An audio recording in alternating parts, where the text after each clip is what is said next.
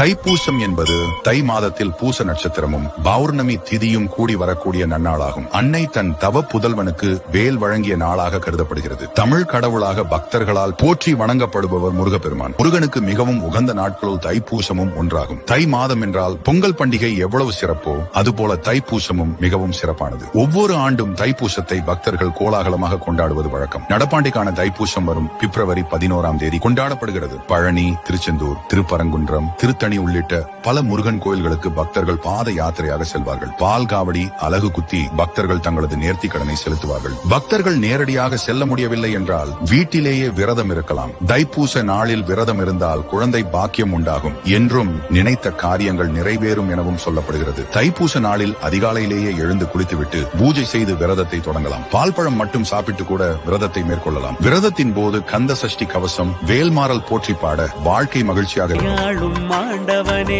எழில் வேலவா, எளியேனும் முனை பாட அருள்வாயையா, எளியேனும் முனை பாட